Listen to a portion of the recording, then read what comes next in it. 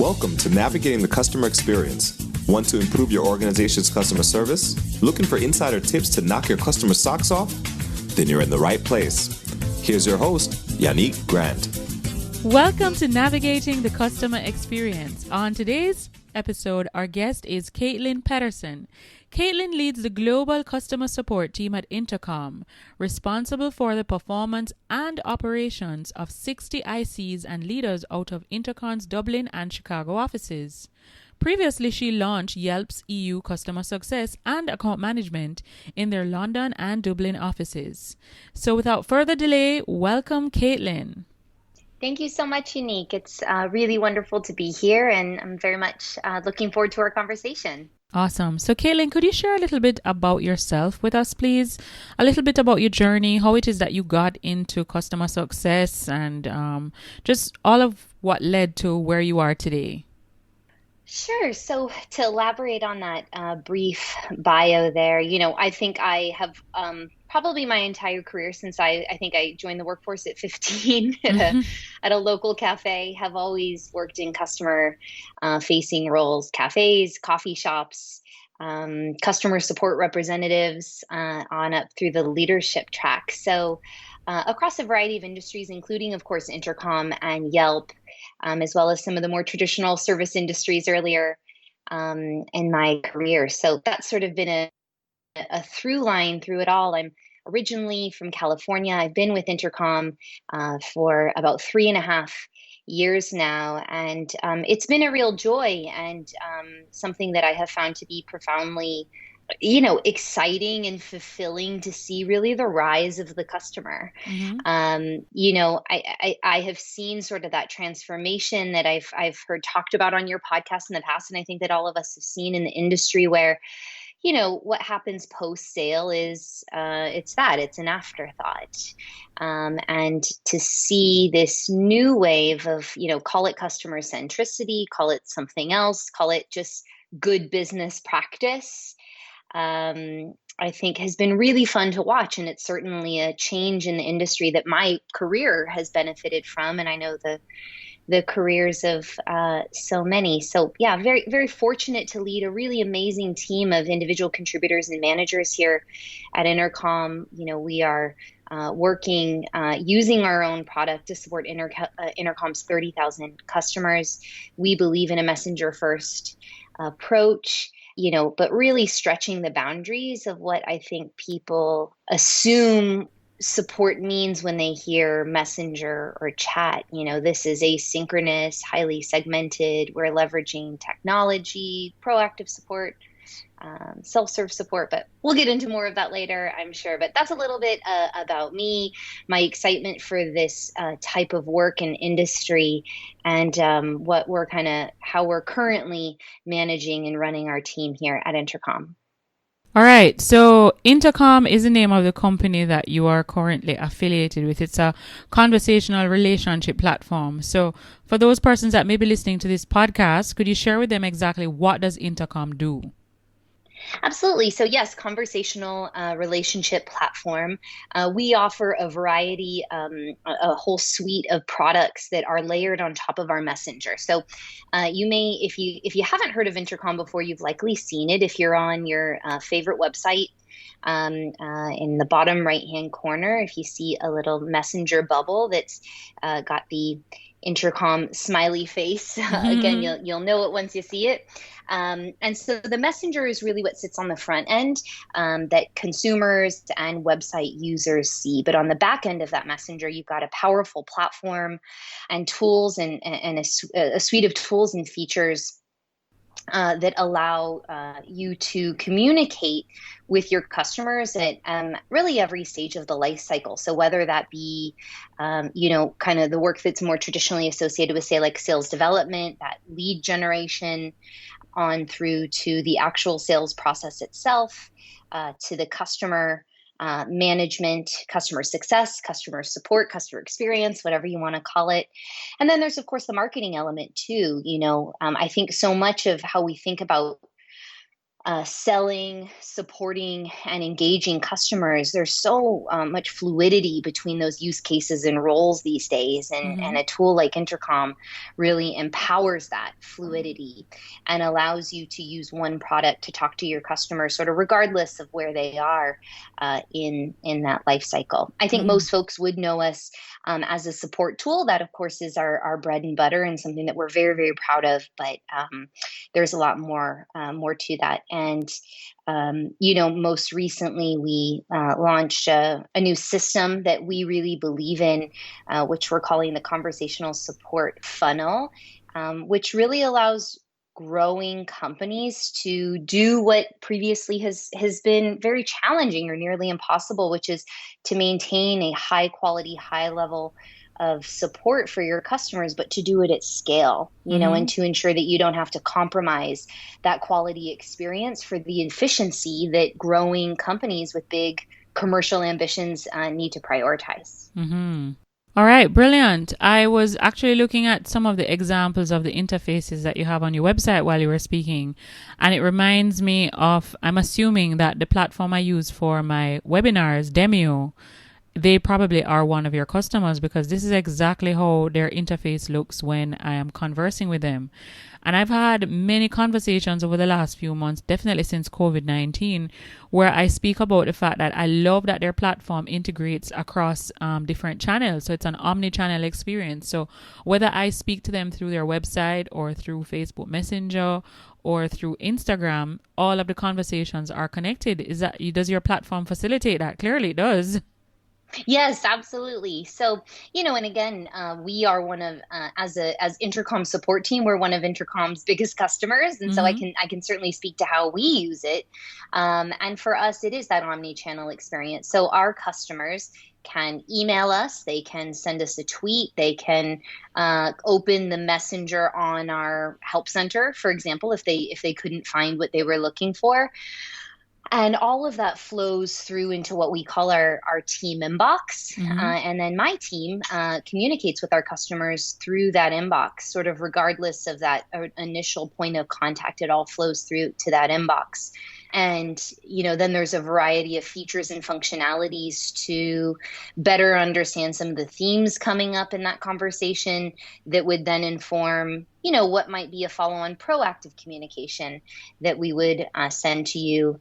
Kind of in that customer engagement space, or, what material, what might be helpful to you as that customer that was seeking something from us. What can we serve you proactively that's going to be useful to you? So yeah, there's a lot that goes on behind the scenes there, behind that little messenger, but you are right. It is an omni-channel experience, and that customers, regardless of their entry point, it all flows sort of through that messenger on the front end and to the back end to our team and support teams like my own team who, have the great responsibility and joy of talking to customers. Yeah, I love it. I talk about them all the time. As a matter of fact, that was my deciding factor. So even though the platform that I use for the webinars doesn't have maybe as many features as some of the more established webinar platforms, I chose Demio because of their responsiveness and their customer experience, because that was extremely important to me. So I definitely give you and your team kudos and an applaud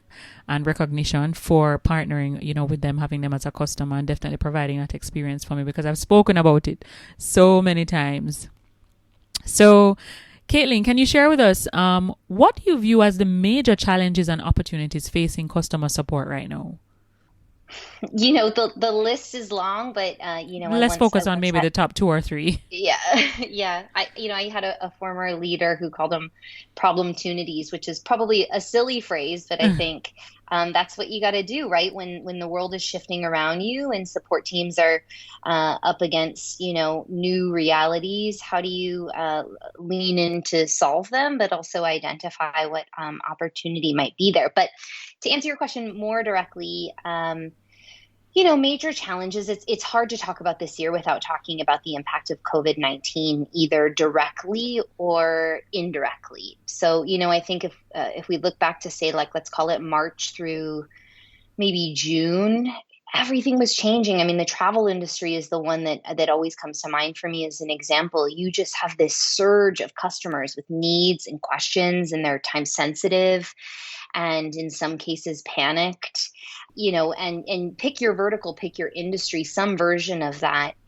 happened on the back of COVID-19. And for some businesses, it was a positive surge, right? It was, many businesses saying, goodness, our doors are closed, but we can still sell our great products online. How can we leverage the technologies out there to do that? So, whether it's a positive thing or a challenging thing, COVID has certainly accelerated change that we're seeing in customer support. To your point in picking your webinar platform, customers expect a high quality, but also convenient experience, and they won't stick around or they won't say yes to you if they don't get it. And I say high quality and convenient intentionally. I don't necessarily say fast. Now, for you, you might also have said, nope, for me, faster is better for Demio.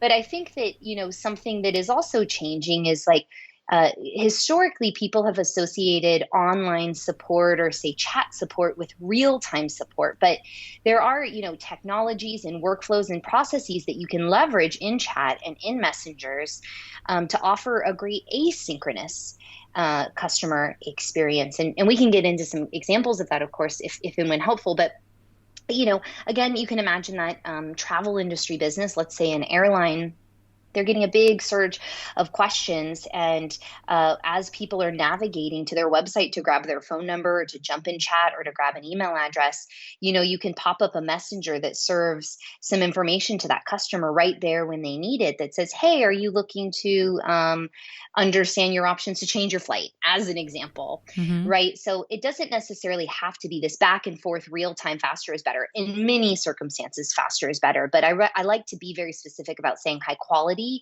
convenient, and in our experience, we also believe conversational. People are using messengers at a faster and faster rate these days. WhatsApp, iMessage, Facebook Messenger, Instagram Messenger, this is how people communicate now. And so making it as easy as possible for your customers to communicate to you.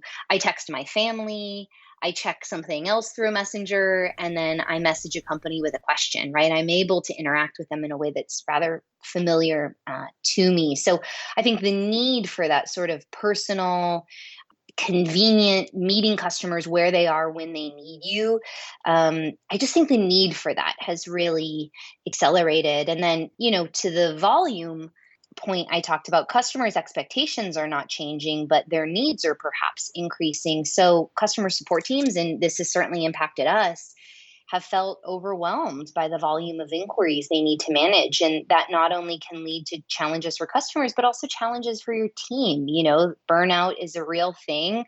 Frontline support, I guess, as you call it, it can be a bit grueling. And so, as the months roll on, you're not only thinking about how do we continue to adapt our experience to meet the needs and expectations of our customers, but how do we also maintain this great, highly motivated team that we work so hard to hire and retain. So, I think we're seeing increased needs and volume from customers. We're seeing increased pressure on support teams. So, businesses need to adapt faster than ever to adapt to all that change. And they need that personalized human way to connect with customers. I also think, one of the greatest needs of this year in and outside of the customer world is empathy. Like everyone is just going through something or multiple things, big and small. And so how can you empower teams and customer-facing folks to connect with customers, in a way that empathy can transfer through, and everyone can still do their job and get done what they need to get done for the businesses. But sometimes when you're just dealing with like forms and these more traditional methods of communication, you're not really able to bring in that element of empathy, which I think is also sort of a unique need. So, all that to say, I think big change, lots of transformation, businesses running as fast as they can to keep up. And from my and our perspective, we think that this is creating a movement towards these conversational experiences. So again, it doesn't necessarily have to be real time, but how can you meet people where they are? How can you connect to them in an empathetic and real way? And most importantly, how can you meet their needs efficiently? right? Yeah. Brilliant. All right. Thank you for sharing that, Kaitlin. No, that kind of dovetails very nicely into our next question. So, Intercom recently launched conversational support. Can you tell me a little bit about how you are actually diving into providing conversational support from your end? Absolutely. So, I guess firstly, just to define conversational support, I think it's probably obvious, but just to be clear here. So, we believe that conversational support is the next generation way to resolve customer questions. And really, what we mean by that is this is a messenger based experience. As I mentioned, showing up for your customers where they are when they need you. That's to speak again to some of that omni-channel experience that you talked about, right? And so we started to wrap our heads around, what does conversational support mean, and how can we package this in a way where it really makes sense to the market, where we can say, hey, we think there's a better way to do this, and here's how to think about it. So in June of this year, which in 2020 terms feels like 9 months ago, but was just a few months ago, we launched a framework for delivering this conversational support, and we call that the conversational support funnel. I think I mentioned that earlier. And so this is really a blueprint to show businesses how to increase efficiency, because that's certainly a need. It's always been a need in the support space, but I think has increased in importance this year. How can you improve your customer experience? And then how can you improve the morale of your team? Let's not forget about these teams that are doing such great work out there, right? And so this funnel is a concept for how we think modern support should look like and how it empowers customers to scale these messenger-based experiences. Because again, in the past, I think, folks associate messengers or chat experiences with very expensive one-to-one real-time support when it doesn't need to be that way. So, to bring that funnel to life, you can picture your little upside down pyramid here. At the top, you've got proactive support, right? So again, to my airline example, what are the known questions that are coming in that can be answered proactively using targeted content? And so for us on our team, this looks like, a deep partnership with our product education team that owns our help center and produces materials that help our customers. How do we partner with them to surface the right content at the right place at the right time? And this is a balance. You don't want to overwhelm customers with information that they don't need. So you need to be really thoughtful here about surfacing the right thing at the right time in the right place. But that's that top of the funnel, is get to the customer before they even have the question. And I'm sure we can all imagine these really delightful experiences we've had. Unfortunately, I think they can be few and far between, and we hope to change. But you got a question, maybe it's time sensitive, and you jump onto the website or you pull up the email and voila, there it is. There's what you need. And you just saved yourself 30 minutes, and that feels really good. Moving on down the funnel, you've got self-serve report. So these are those repetitive questions that can be answered automatically using chatbots or the knowledge base or help center. So we have a product called Resolution Bot that we use here, but there's a lot out on the market that allows you to kind of programmatically recognize, hey, this is a repetitive question, and we've got the answer, and let's serve that up to this customer. I think we've seen this go wrong in the past, and I think what's exciting about the chatbot space is we kind of saw this. If you kind of think about technology, there was like the boom and then the bubble burst, and then this new wave of tech. I think similarly with chatbots, there was chatbots are the next generation, and it really didn't work. And you can imagine the stock photography photos, and you're not chatting to a person, you're chatting to a robot, and you keep trying to get out of the loop and you can't. That's the past. The technology is moving very quickly, and we believe in making people know if it's a bot, tell them it's a bot. Hey, while you wait for Unique and her amazing team, does this maybe help to answer your question? Thumbs up or thumbs down? Thumbs down? Okay, no problem. You want to wait for the team? It's going to take us about X hours or whatever it is to get back to you. So you've got to do it right. I think leave the objective stuff to the bots, leave the empathy to the humans. And then that gets us to the third and final point in the funnel, which is the human support. So, complex questions that can only be answered by a human. But it isn't just about whittling the volume down to your great smart humans, but also making it easier for them to work more efficiently. How can your system help them do their job more effectively, more efficiently, and maybe even more delightfully. So that's, conversational support is this idea of using a messenger, meeting customers where they're at. Then you've got this funnel, which is this framework that's like, okay, I'm into this conversational support thing, but how do I do it? And we think that that's, the proactive piece, the self-serve or automated piece. And then there's the human piece. And then I guess the last component here, and as you could tell, I could probably go on hours here. I think this stuff is really exciting. But the last thing I'll say is, in August, we announced a whole bunch of new features and tools to bring enterprise grade efficiency and scale to customer support for the first time. So, I think traditionally businesses have had two choices, old school email, ticketing, forms, and these allow teams to work efficiently. It organizes your customers' needs into a nice and tidy queue, and they're just going to wait as long as they wait. But it's very transactional. Mm-hmm. And then on the other end of the spectrum, you've got that fast, personal messenger-based experience that delighted customers, but synchronous is expensive and it lacks the underpowering flexibility and underlying power, to keep up with how larger teams work and scaling businesses. That gets really expensive and unmanageable really quickly. So, we built this whole suite of tools to enhance this funnel or this model.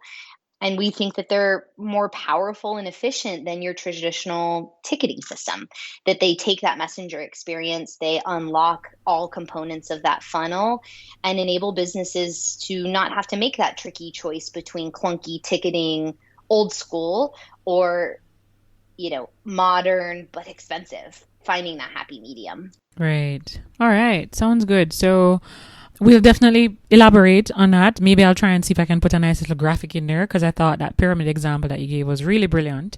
And it would definitely help to put, sometimes a visual definitely helps to put things in perspective when you're trying to get a message across. So, Kaitlin, what are some important considerations for customer support leaders like yourself to be successful? So you spoke a lot about conversational support, and a lot of these people that are working in your different teams with different organizations, they literally have to be out there in the battlefield every day, offering that level of empathy, offering that level of understanding with customers, even if it's situations or circumstances that they've never experienced themselves. As a leader, as a customer support leader, what are some, maybe one or two traits you think that you really need to be successful in this industry? I love this question. And I think you hit on such an important point, which is sometimes as a leader, you don't know what it's like, and I think something that always comes to mind for me is to know the difference between what I would call knowing the material and then leading. And I think as a support or experienced leader, it's our job to do the latter, to lead. Our discipline, this wild world of customer support, I think more than most means that your frontline employees are likely to know how to do their jobs, or at least have the answers to your customer questions much more than you ever will. I jump in to talk to our customers every now and again because it's the right thing to do. And it's a great way for me to connect with our customers and team. And it is the most humbling experience. I am the most rookie person on our team when it comes to knowing our product and talking to our customers. Whereas if you think about, say, like the sales world, which I have a background in prior to post-sale, a leader can really coach those core sales skills. And then you apply that philosophy to how your team approaches their book of business or their prospects. So I think it's really important as a support leader to recognize you're very likely not going to have all the answers. And so your value doesn't come from that. Your value comes from, building a strategy that allows your team to always be improving what they do for your customers and to feel for themselves that they're always advancing, that they're learning more, they're doing more, that they're developing in their own careers. And I think, that's really important to hire and maintain great talent. And so I'm really big on that one. And I kind of had to learn that one the hard way, because early in my experience at Yelp, I had done everything in sales and post-sales support except maybe sweep the floor that we sat on. And so understanding what does leading this team look like? How do I enable them to be and feel more successful? And how do I really own delivering great experiences to our customers? And how do I leverage our team to do that? So I think that's a really important one. And then the second one I'd say would be, finding the balance between maximum efficiency for your customers, and then maximum delight. Mm. And I touched on this a little bit earlier as part of the funnel, but this is really going to look different for different businesses and brands. Some Ritz-Carlton, they've got the bank account and the brand to err on delight. But, a lot of businesses out there, that isn't what you need. And so regardless of where you sit on that spectrum, do we need maximum efficiency? Do we need maximum delight? Everyone should probably fall somewhere in the middle. But being intentional about understanding where your experience for your customers should sit, and then what you can do to drive for those outcomes. So maybe you're going from bootstrap startup to scaling up business that wants to go public. You're probably going to need to lean a little more on the efficiency side, because you're going to need to tighten the belt and button up costs. And so again, I think it changes as the business grows, but being really intentional about understanding where do we fall on this spectrum, and then how do we leverage our tool stack, our team, our workflows to help us achieve, that outcome. Amazing. All right. Okay, awesome. Really, really awesome information. Thank you so much for sharing, Kaitlin. Now, Kaitlin, could you share with us maybe what's the one online resource, tool, website, or app that you absolutely can't live without in your business? Yes, this one I always feel bad because we've got a lot of favorites, but you've got to pick a favorite. So I will cheat and then give you a real answer. So I will cheat by saying we, of course, couldn't live without Intercom. We drink our own champagne, as they say. I don't like the dog food phrase, so I like champagne. So we drink our own champagne. But aside from that, I would say that your sales team too, but certainly your support team, especially in a remote working world, which that's a whole nother element of COVID that we didn't even talk about, but is only as good as your kind of knowledge management tool and process. And so we are super fans of Guru, which is a knowledge management system for all sorts of teams. And what I love about it in particular, we all know what it's like to try and tackle an outdated internal wiki, or to go look for an answer only to find that it's a year or two outdated. Is they have, really smart, AI and machine learning and great kind of powerful technologies behind the scenes that really make it very easy for teams to keep their internal resources updated. And they also, in that spirit of proactive support, they kind of help to surface the right content to your teams at the right time. So I've got a long list of products and tools and companies that we love, but I'm a big believer in your team, especially in a remote working world, is only as good as it's the quality of its knowledge management system. And for us, we're big fans of Guru. Okay. All right. So we'll definitely have a link for that knowledge base in the show notes of this episode. Now, Kaitlin, can you share with us maybe one or two books that have had the biggest impact on you? It could be a book that you read many, many years ago, or even a book that you read recently, but it has really struck, a great impact on you. Sure.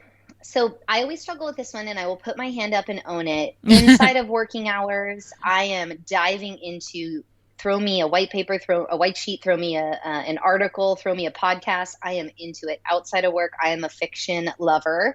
But in the space of customer experiences and support, I will share a book that stayed with me. Well, I'll share two. One is Effortless Experience. Very good. This talks into that scale I talked about between efficiency and delight. I think that long held belief that you got to go above and beyond for your customers and be the Zappos and the Ritz-Carltons of the world, which if that aligns with your brand and you're intentional about it, then right on. But don't just assume that that's what you need to do. Mm-hmm. And that your customers, I remember, I don't remember what the stat is, but that in Effortless Experience, it talks about like channel switching. Mm-hmm. Think about, I was having a conversation this morning with our community manager about someone bouncing from our messenger to our community and then us bouncing them back to the messenger. We want to avoid that, right? We don't want to bounce them around. So Effortless Experience really stayed with me because I love that it challenged this long held notion of striving for delight when really ease and effortlessness is what customers need. So that would certainly be one. And then, gosh, this was probably when I got my first quote unquote real job, which was at Yelp back in 2009, which was Crucial Conversations. And I have probably leveraged the learnings from that book more in my personal life, even than my professional. But Frontline, post-sale, pre-sale, you're having some tough conversations for a variety of reasons, and understanding, and I think the framework that stuck with me from that one is, identifying a common goal and partnering with the person you're speaking with to achieve that goal. I use it in my marriage. I use it when working with folks on our team, and back in my, kind of frontline days, I certainly used it when talking to customers. And, and at Yelp, when we were talking about really sensitive things for small businesses like 1-star reviews, and so crucial conversations, definitely an oldie, but a goodie, and one that I think is helpful in and outside of the professional world. All right. So we'll have both those books, the links to them, Effortless Experience and Crucial Conversations. Two very good books. I can definitely endorse Kaitlin's recommendations. I've read them both and they're excellent books. Definitely will help you to enhance professionally and personally. So Kaitlin, could you share with us what's one thing that's maybe going on in your life right now? Either something that you are working on to develop yourself or your people, but something that you're really excited about. Yeah. So now more than ever, I think important for all of us to find something we can get excited about. That's something we all need this year. So I love that you're asking folks this question. So for me at work, I think as a leader, you need to strike this balance between, guiding your team through the problems that are right in front of you. And this year, I think, has presented more than maybe many of us were ready for. Mm-hmm. And putting out fires. But especially as a strategic leader, a few levels up, you really need to be building out, what does success look like for us next year? And what about the year after that? And what is our target? What big, audacious, ambitious goal is our company targeting in the next few years? And how does the work of my organization contribute to that? And so I think that's always a balance, right? Of enabling your team in the moment and leading them through challenge if challenge is present, and also mapping out the future. And nothing goes according to plan, of course, but building the vision, building the strategy to help get there, making sure that the work that your team does isn't just purely reacting to what's coming in, but also contributes to this larger goal for the company. So in the spirit of that, I will be very transparent and say that, we took a kick in the bum this year in terms of our support volume. And we found ourselves in a place we'd never been before, which was sort of upside down and offering much slower wait times than we ever had. And so supporting the team and getting through that and coming up with big, bold strategies and ideas to help us do that is something I'm currently excited about, and is the top priority, because our customer experience is number one, and how that impacts our team, because those things go hand in hand. But longer term, I think like any company at Intercom's stage, I'm looking ahead. And for us, that looks like building the future of our upmarket support offering. So startup, early stage, you've got founders talking to customers, right? You're going above and beyond for every single one to not only just retain them and keep them in the door, but also understand their needs and use that to inform your product roadmap.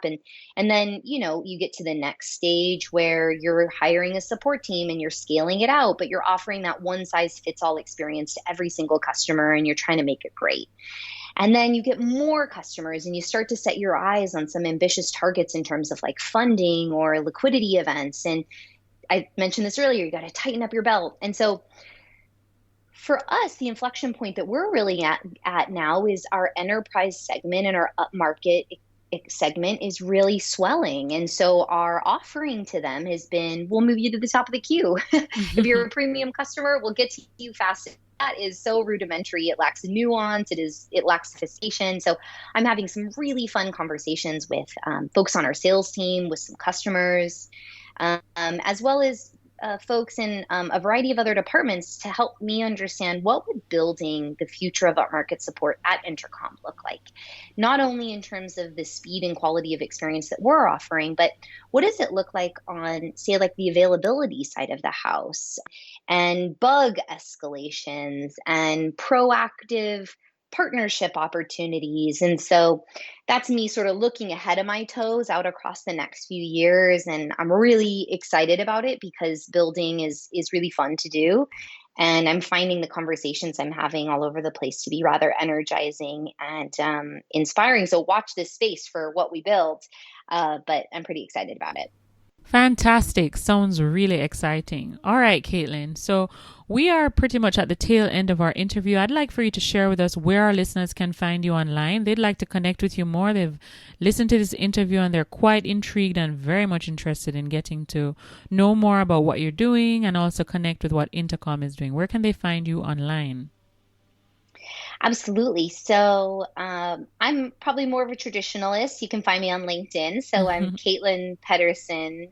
That last name always throws people. So it's 2 T's, all E's on LinkedIn. I love hearing from all sorts of folks there. I am also on Twitter, though not an avid user, but I love sharing content there. And I'm K Petterman. So that's a misspell of my last name. MAN rather than SEN.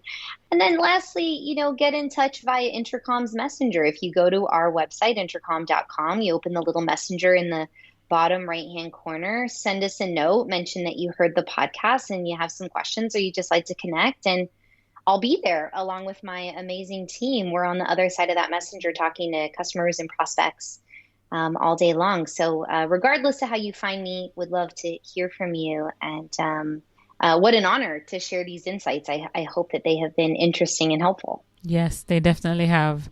Now, before we finalize the closure of our podcast, we always like to ask our guests, is there a quote or saying that during times of adversity or challenge, you'll tend to revert to this quote? It kind of helps to put you back on track and just get back on what it is that you're working on.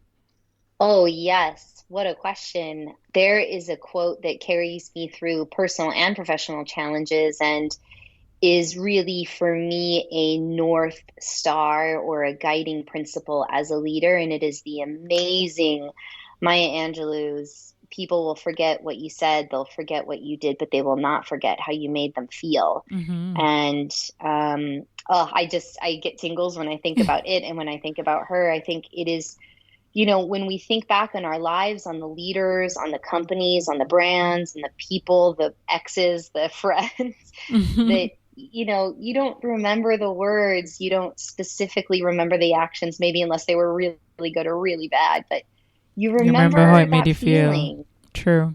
It stays with you. Yeah, it stays with you. And I think that's true in business, but certainly outside of business as well. And through adversity, I hope that our team and our customers will look back on this time and say, did Intercom nail everything? Of course not, because who would? We're all just adapting and doing our best and working really hard. But did they lead with empathy and transparency and, heart? So that's one that, I'm so glad you gave me the opportunity to talk about, because I think it's such a great quote. Yes, it is. It's a wonderful quote. Okay, thank you so much, Kaitlin, for taking time out of your very busy day, for sharing all of these wonderful nuggets and insights with us. I know for sure it's definitely going to add great value to the listeners of this podcast. We really appreciate the time that you've taken, and we look forward to hearing more from your journey and your company and all the greatness that you are working on to make customer experience that much better. Oh, well, thank you, Anik. The pleasure was mine. And thank you. Love the podcast. Love these conversations. And it's been an honor. Thank you so much. Awesome.